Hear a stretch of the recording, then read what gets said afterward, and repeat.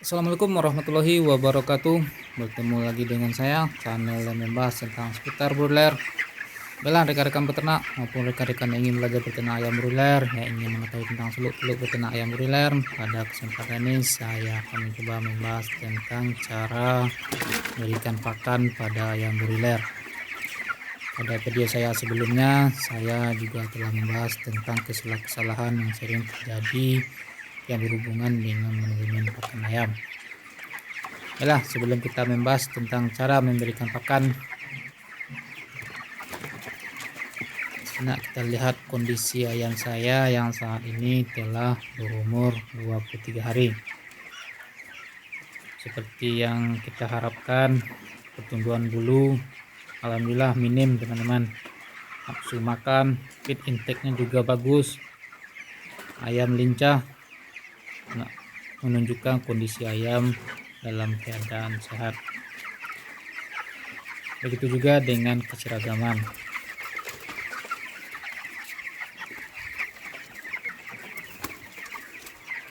Juga lumayan bagus.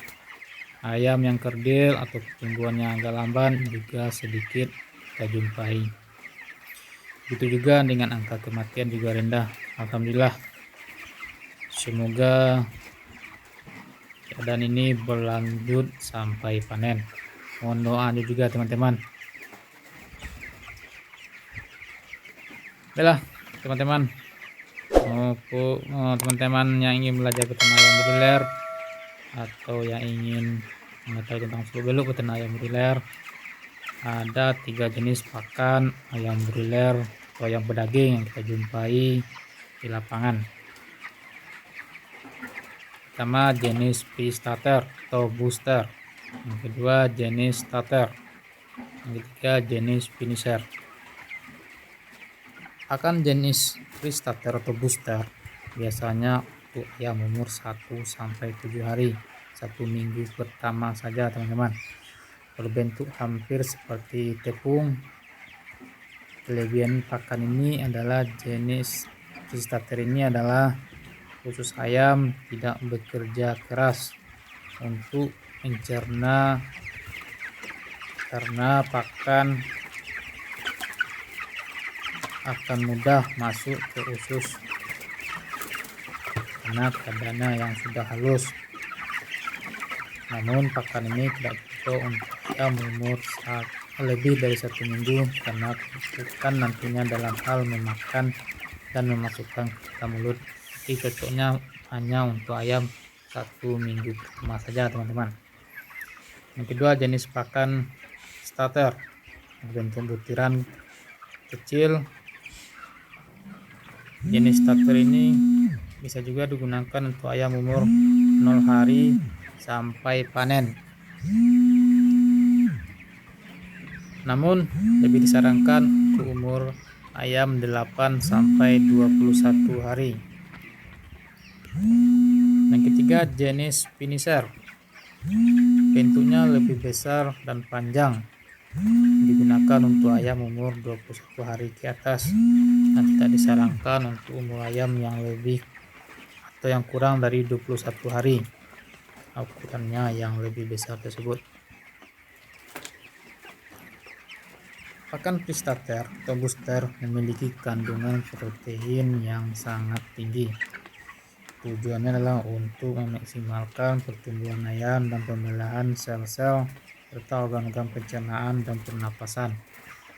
Itu kandungan proteinnya sekitar 23-24%.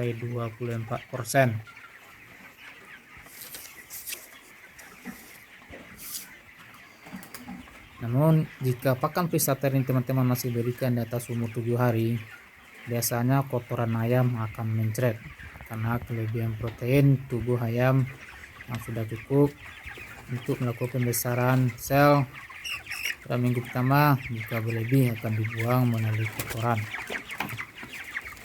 Yang kedua, pakan jenis starter kandungan proteinnya lebih rendah dibandingkan dengan pre-starter atau booster, yaitu sekitar 21,5 sampai 3%.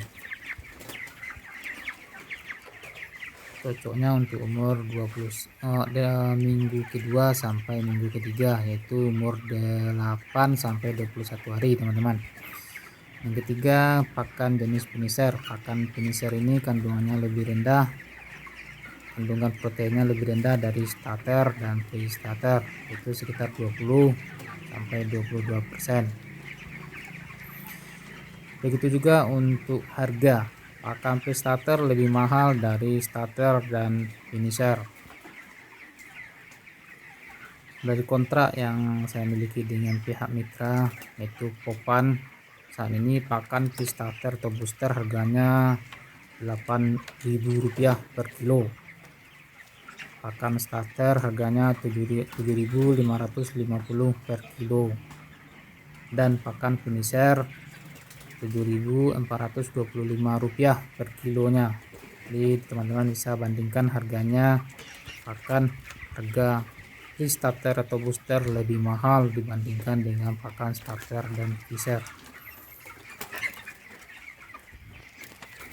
Yang perlu diperhatikan adalah di saat pergantian pakan, baik dari starter ke starter maupun dari starter ke finisher. Juga memberikan pakan secara langsung. Jangan memberikan pakan secara langsung.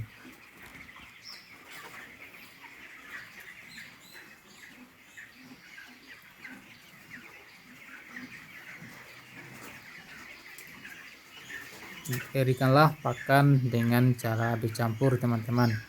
Bisa saja teman-teman mencampurnya secara langsung menggunakan wadah tertentu atau dicampur di tempat makan saja, juga tidak masalah. Caranya biasanya yang sering saya lakukan biasanya lebih kurang 3 hari teman-teman saya melakukan pencampuran makan ini. Biasanya di hari pertama diberikan umpamanya pakan starternya lebih banyak, terus lebih kurang 60%, pakan finishernya 40%. Pada hari kedua perbandingan yang hampir sama banyak antara pre-starter dan finisher. Pada hari ketiga starternya lebih sedikit dan lebih banyak makanan jenis finisher, dan hari keempat kita sudah memberikan 100% pakan finisher. Jadi pakan tersebut dicampur angsur-angsur diberikan kepada ayam kita. Ini tujuannya untuk mencegah feed intake atau nafsu makan ayam tetap terjaga dan mencegah terjadinya stres pada ayam kita di saat pergantian pakan ayam tersebut. Begitu juga untuk pre-starter ke starternya teman-teman, kita harus mencampurnya perlahan-lahan kita berikan kepada ayam kita. Pemberian pakan di awal-awal kita berikan secara terus-menerus, artinya pada umur 0 hari atau 1 hari tempat makan ayam harus ada atau jangan sampai kosong pemberiannya. Terutama pada saat brooding teman-teman, dari 0 sampai kita bongkar sekam, tempat makan jangan sampai kosong. Pemberian pakan berulang-ulang juga sangat dianjurkan. Ini mengajarkan ayam kita untuk mencari tempat makan minimal 4 kali atau 5 kali sehari.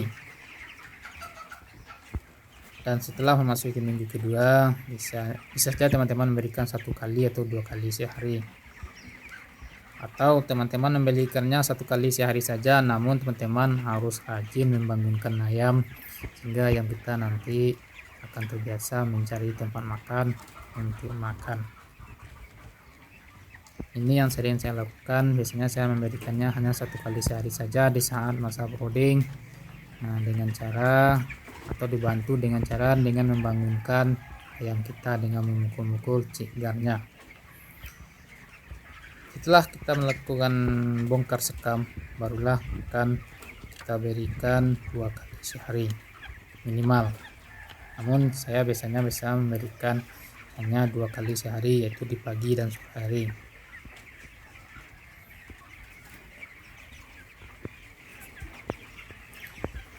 dengan berpedoman pada kesanggupan ayam makan.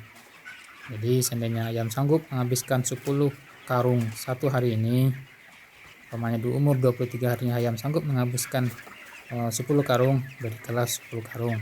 Jangan dipres teman-teman, dengan tujuan berhemat. Apalagi untuk tujuan agar istilahnya tidak bengkak, kita lakukan pressing terhadap pakan ayam. Ini tidak baik teman-teman. Berilah pakan sesuai dengan kebutuhan dari ayam. Jika berlebih dari standar yang diberikan oleh perusahaan tidak masalah teman-teman. Yang penting pakan habis untuk 1 hari saja. Saran saya jangan berikan pakan yang terlalu banyak di tempat pakan ayam teman-teman. Pakan ayam yang penuh atau terlalu banyak dan tidak habis dalam 1 hari, ini bisa saja menyebabkan nilai gizi yang ada di pakan tersebut akan hilang. Makanya saya menyarankan berikanlah pakan untuk 1 hari itu saja habis. Atau seandainya kita berikan pakan di pagi hari, saya sarankan sebaiknya pakan tersebut habis di sore hari. Dan misalkan berikan sore hari, pakan tersebut habis di pagi hari. Itu dengan syarat jangan di-pressing. Demikianlah sedikit bagi saya pada kesempatan ini. Jika teman-teman ada masukan, silakan menulis komentar. Jika ada perbedaan apa yang saya lakukan di kandang, saya akan memberikan komentar Anda. Kalau saya mengguru atau mengajarkan teman-teman, saya akan berbagi apa yang saya tahu, apa yang saya lakukan di lapangan. Sekali lagi saya mohon maaf jika ada kekurangan. Terima kasih. Assalamualaikum warahmatullahi wabarakatuh.